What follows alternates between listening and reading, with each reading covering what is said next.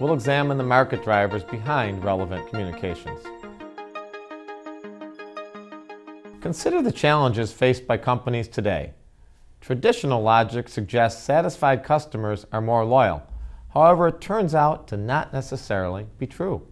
In a book titled The Loyalty Effect, Frederick Reichheld states that 80% of customers who switched sources did so after stating they were satisfied or very satisfied with their previous supplier.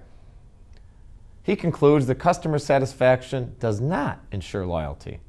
Reichheld believes that loyalty-based management is a powerful alternative to the economics of perpetual churn. Now, Frederick Reichheld comments on this topic. A 5 percentage point increase in retention rates will tend to increase profits from 25 to 100%. Very few companies understand how to quantify that. It's astonishing to me that it's something that we found 10 or 15 years ago at Bain. We've published it in the Harvard Business Review and elsewhere. But for the most part, our accounting tradition completely misses this notion that all good business is based on relationships. Good relationships build into long-term relationships between customers and employees and partners, and that is the essential ingredient of having a long-term, profitably growing firm. Northwestern Mutual Life has a 5 percentage point customer retention advantage. They also have an agent retention advantage. And I asked the CEO, Ed Zor, what's that worth to you? Do you actually calculate the cost savings of loyalty? He said, Fred, of course.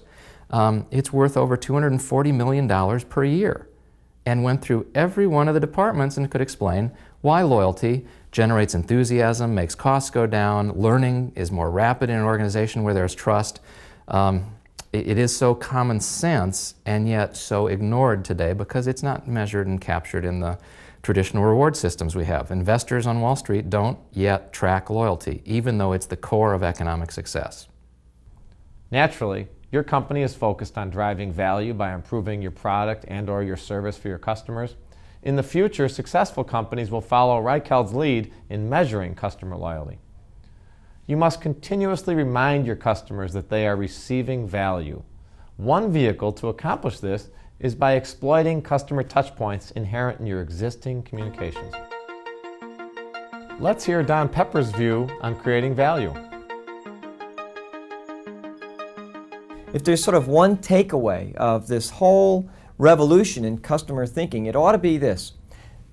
Don't ask, how can we use this new technology, databases and interactivity and mass customized communication, to sell our customers more stuff? Ask, how can we use this technology to give more value to our customers, to improve our customers' lives, to make our product faster, cheaper, better informed, better fitted? You know, what is it we can do to add value to the customer proposition? Most companies take their sales and customer service interactions very seriously. For example, General Electric calls these interactions moments of truth. Each moment of truth is an opportunity to influence customer satisfaction positively or negatively. Very few companies manage the daily moments of truth presented by their numerous printed and mailed communications. How about prospective customers? According to the Direct Marketing Association, response rates have plummeted from typical 2% to less than 0.5%. Mass markets are quickly going away. Your audience is no longer uniform, and one size does not fit all. Within a single demographic group, you will find a universe of individuals with unique needs and preferences.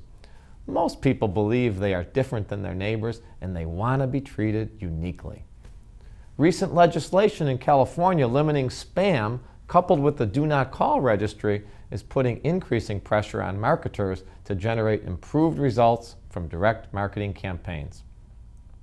Progressive companies are using database publishing and full-color digital printing technologies to capture untapped moments of truth to differentiate themselves. Imagine capitalizing on every moment of truth to reinforce your brand and the value you deliver to your customers.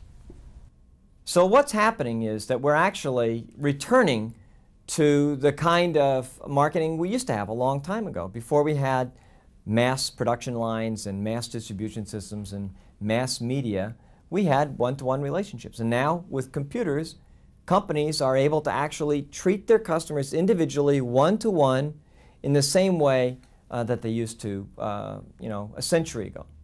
In fact, Ted Levitt at Harvard Business School was asked, "What is the future of marketing?" And he said, "The future of marketing will be more like the past than you can ever imagine."